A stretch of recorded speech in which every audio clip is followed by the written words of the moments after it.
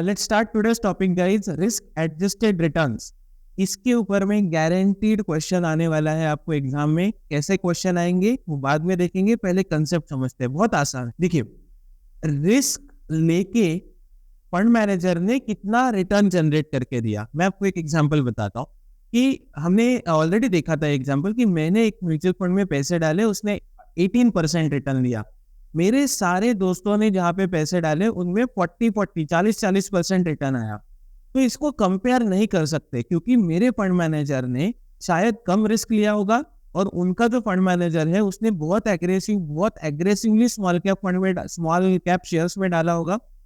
तो ये रिस्क, कितना रिस्क लिया है और उसके बाद में कितना रिटर्न जनरेट करके दिया है, इसे गिनने का, इसे मेजर करने का जो मेजर है, ठीक है, उसे रिस्क एडजस्टेड रिटर्न्स कहते हैं। कि फंड मैनेजर ने रिटर्न तो निकाल के दिया, लेकिन कितना रिस्क लिया। अभी एग्जांपल समझते हैं, और एक एग्जांपल बहुत आसान आपको समझ में आएगा कि फंड मैनेजर ने बहुत मेहनत की, ये सब मेहनत की, बहुत पढ़ाई की, रिसर्च किया, कंपनी को विजिट किया और उसने 4% रिटर्न जनरेट करके दिया या 3.5% रिटर्न जनरेट करके दिया। तो हम बोलेंगे भैया इतना रिस्क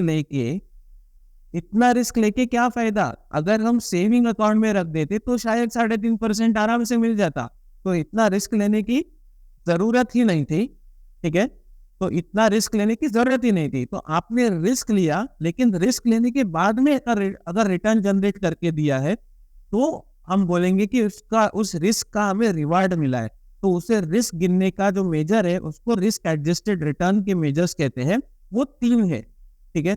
कौन से 3 मेजर्स हैं? तो आपके स्क्रीन पे देखिए, शार्पे, ट्रेनर और अल्फा। उसमें से ये 2 शार्पे रेशियो और ट्रेनर रेशियो के ऊपर में सवाल आता है एग्जाम में, ठीक है।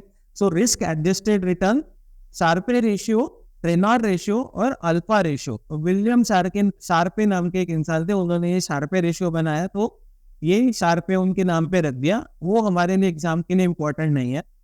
सो ये तीनों रेशियो जो है ये हायर द बेटर होते हैं। मतलब जितना ज्यादा, ये कब काम में आते हैं, अभी थोड़ा सा और आसान भाषा में समझते हैं कि मुझे अगर 2 लार्ज कैप फंड या 2 मिड कैप या 2 स्मॉल कैप फंड को कंपेयर करना है कि कौन सा अच्छा है इनमें से, तो अगर हम सिर्फ रिटर्न देख के बताएंगे कि अरे हाँ ये स्मॉल कैप फंड अच्छा है, तो शायद हम गलत हो जाएंगे। क्योंकि किसी एक फंड मैनेजर ने ज्यादा रिस्क ली होगी, किसी दूसरे फंड मैनेजर ने, उसी कैटेगरी के फंड मैनेजर ने शायद कम रिस्क ली होगी। तो कम रिस्क लिए हुए फंड मैनेजर ने अगर थोड़ा ज्यादा रिटर्न भी जनरेट कर दिया है तो वो अच्छा है, बट हमें ऐसे ऊपर से तो नहीं पता चलेगा कि किसने कितने रिस्क लिए। इसीलिए ये मेजर बना के दिए। ये बहुत काम की चीज है जब आप मार्केट में बिजनेस स्टार्ट करेंगे और आपको अच्छा म्यूचुअल फंड चूज करना होगा आपके क्लाइंट्स के लिए या आपके खुद के लिए। तो ये तीनों रेशियो हमें काम में आ जाएंगे, ठीक है। तो शार्प रेशियो, ट्रेनर रेशियो और अल्फा, ये रिस्क एडजस्टेड रिटर्न गिनने के मेजर है। आपको एक क्वेश्चन आता है एग्जाम में कि इनमें से कौन सा रिस्क एडजस्टेड रिटर्न गिनने का मेजर है, तो आपको आंसर करना है इनमें से कोई एक ऑप्शन मिल जाएगा नीचे, शार्प रेशियो, ट्रेनर या अल्फा रेशियो, ठीक है। ओके, नाउ अभी ये शार्प रेशियो जो है, ये इसे कैलकुलेट करने का फॉर्मूला, अभी शार्प और ट्रेनर रेशियो इन दोनों की फॉर्मूलाज हमें पूछे जाते हैं एग्जाम में। तो आपकी स्क्रीन पे I want you to take a screenshot of this. आप इसका स्क्रीनशॉट ले लीजिए, ठीक है। आप इसका स्क्रीनशॉट ले लीजिए, बहुत आसान है। मतलब इफ यू आस्क मी कि कितने कैलकुलेशन वाले क्वेश्चन आते हैं, तो वो सिर्फ 2-3 ही आते हैं, ठीक है। पूरे एग्जाम में हमारा 100 मार्क का पेपर रहेगा, उसमें सिर्फ 2 या 3 नंबर के ही आपको कैलकुलेशन वाला चीज आता है, उसमें से 1 नंबर का ही आता है, ठीक है। आज का दिन हम थोड़ा कैलकुलेशन वाला ही करने वाले हैं। तो ये समझ में आ गया कि शार्प रेशियो और ट्रेनर रेशियो का फॉर्मूला अभी हम बात करने वाले हैं। तो शार्प रेशियो का कैलकुलेशन कैसे होता है, तो expected return minus risk free return divided by standard deviation. और ट्रेनर रेशियो का फॉर्मूला होता है expected return minus risk free return divided by beta. अभी इसको बहुत आसान कर देता हूं मैं आपके लिए। वेदर शार्प रेशियो हो या ट्रेनर रेशियो हो, ऊपर का जो है उसको न्यूमरेटर बोलेंगे, expected return minus risk free return, ये दोनों का सेम ही है, शार्प रेशियो के बारे में पूछो या ट्रेनर रेशियो के बारे में पूछो, दोनों में सेम ही है, ठीक है, expected return minus risk free return. वैसे ही ट्रेनर में भी है, expected return minus risk free return. अभी जो डिनोमिनेटर है, ठीक है, जिससे डिवाइड करेंगे वो रेशियो निकालने के लिए, वो अलग अलग है, तो सिर्फ उसे याद करना है हमें, बाकी तो सेम ही है, ठीक है। सो अभी पेन पेपर अगर आप लिख रहे हैं तो लिख लीजिएगा एस एस और टीबी, ऐसा 5 बार अभी मन में ही बोल दीजिए, S S TB. Sharpe ratio के केस में स्टैंडर्ड डेविएशन से डिवाइड करेंगे, इसीलिए S S Sharpe ratio standard deviation, Sharpe ratio standard deviation, S S Sharpe ratio standard deviation. Trainer ratio के केस में बीटा, इसलिए TB, TB trainer ratio beta, ठीक है। तो अगर आपको एग्जाम में शार्प रेशियो के बारे में पूछा तो आपको स्टैंडर्ड डेविएशन से डिवाइड करना है, ट्रेनर रेशियो के बारे में पूछा तो बीटा से डिवाइड करना है। अभी हम आगे बढ़ते हैं, जब क्वेश्चन सॉल्व करेंगे तो और क्लैरिटी आएगी। ओके, नाउ ये हमारा क्वेश्चन है, आपको सेम क्वेश्चन ऐसे के ऐसे ही लिख के आता है।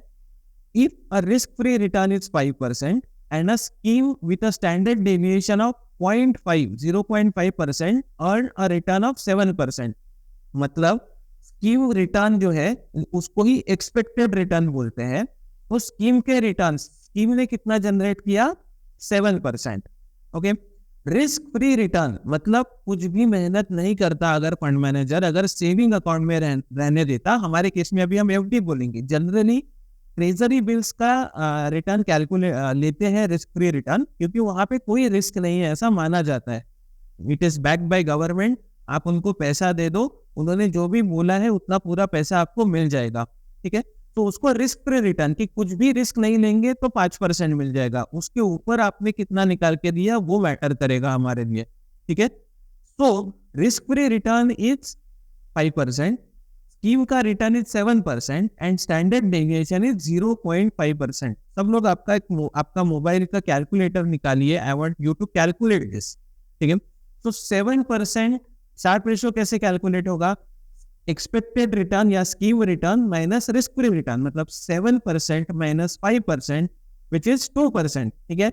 7 minus 5 is 2 divided by standard deviation, क्योंकि शार्प रेशियो पूछा है, शार्प रेशियो के केस में स्टैंडर्ड डेविएशन से डिवाइड करेंगे, ठीक है। सो शार्प रेशियो के केस में अगर स्टैंडर्ड डेविएशन से डिवाइड करेंगे तो स्टैंडर्ड डेविएशन इज 0.5%। तो हमारा इक्वेशन कैसा बनेगा, 7 minus 5 which is 2 divided by 0.5%, 0.5%। Okay, तो इसका आंसर आ गया 4। ये समझ में आ गया क्या, थोड़ा सा I want you to just know whether you understood और you want me to repeat this। Sanjay ji समझ गया, और कोई? सर ये 4 आया है, हाँ हाँ, तो मतलब कि ये नंबर जितना बड़ा होगा वो ज्यादा अच्छा होगा। बिल्कुल सही समझा है आपने। सो जितना ज्यादा होगा वो सही रहेगा, ठीक है, ठीक है। मतलब एग्जाम्पल, अगर आपको 2 फंड दिए जाए, ठीक है, उसमें से आपको पूछा जाए कि कौन सा अच्छा है बताओ, तो आप बोलेंगे रुको मुझे शार्प रेशियो देखने दो इन दोनों का कैसा है। तो किसी फंड का शार्प रेशियो 4 है, अभी हमारे फंड का रेशियो 4 है, और दूसरे फंड का शार्प रेशियो जो है वो 3 आया है, तो हम बोलेंगे नहीं हमारा फंड ही अच्छा है। अगर उनका शार्प रेशियो 5 आया है तो इस फंड के कंपैरिजन में वो फंड ज्यादा अच्छा है, मतलब उस फंड मैनेजर ने रिस्क लेके ज्यादा रिटर्न जनरेट करके दिया है। रिस्क तो दोनों ने लिए, लेकिन रिस्क एडजस्ट करके जो रिटर्न बना है वो ज्यादा रिटर्न बना है दूसरे वाले फंड में। ये समझ में आ गया? सी अभी फिलहाल एग्जाम के हिसाब से, ठीक है, ये क्लैरिटी के लिए बहुत अच्छा है, बट ये एग्जाम के बाद में जब हम सेशन करेंगे उस वक्त में और डिटेल बात करेंगे, इसके ऊपर में आधा घंटा बात की जा सकती है। बट अभी एग्जाम के हिसाब से अगर बात करें तो हायर द बेटर होता है, जिसका शार्प रेशियो ज्यादा होगा वो अच्छा रहेगा कंपैरिजन के वक्त में। दूसरा फॉर्मूला, ठीक है, so expected return minus risk free return divided by standard deviation. Treynor का एक बार एग्जांपल देख लीजिए। तो अभी I want everybody to calculate this. If ये ट्रेनर रेशियो का फॉर्मूला है, ऊपर का सेम रहेगा, expected return minus risk free return, it is same, और इस केस में, ट्रेनर के केस में डिवाइड किससे करेंगे, तो बीटा से करेंगे डिवाइड। ठीक है, कैलकुलेट करिए 8 कैसे अभी देखिए, आपको अगर एग्जाम में कंफ्यूज हो गया ना, तो मैं आपको और आसान कर देता हूँ। ठीक है, आपको सिर्फ SSTB याद रखने हैं, बाकी बड़ा जो नंबर है, जैसे 8% ये बड़ा है, ये जो क्वेश्चन है आपका स्क्रीन पे, तो बड़े में से छोटा माइनस करना है और उसको SSTB के हिसाब से डिवाइड करना है। इतना सिर्फ याद रखिए, आपको ये नंबर मिल जाएगा। तो either they ask you to calculate और दे आस्क यू कि न्यूमरेटर कौन सा होगा या डिनोमिनेटर कौन सा होगा।